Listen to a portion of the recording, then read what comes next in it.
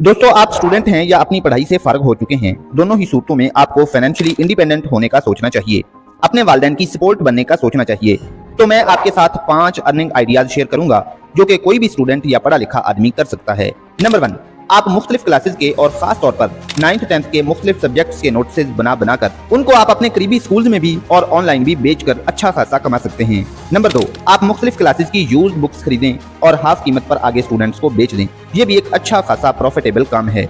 Number 3, आप YouTube tutorial से cake making सीखें और आप अपने स्कूल, कॉलेज, यूनिवर्सिटी फेलोज को या फिर अपने मोहल्ले या गांव के लोगों को केक बनाकर बेच सकते हैं और मुख्तलिफ मौकों पर ऑर्डर पर केक तैयार करके दे सकते हैं। नंबर 4, अगर आप ओल्ड बुक्स का काम नहीं करना चाहते तो न्यू बुक्स बेचने का काम कर सकते हैं और इसके साथ साथ बुक बाइंडिंग भी कर सकते हैं, जो कि बहुत ही आसान काम है और आप 1-2 दफा में ही सीख सकते हैं। और नंबर 5, अगर आपकी आवाज अच्छी है तो नातें और मुख्तलिफ अच्छे कलाम गा कर रिकॉर्ड करके YouTube, Facebook और TikTok पर डालना शुरू कर दें। आप फेमस भी होंगे और अच्छा खासा कमाएंगे भी।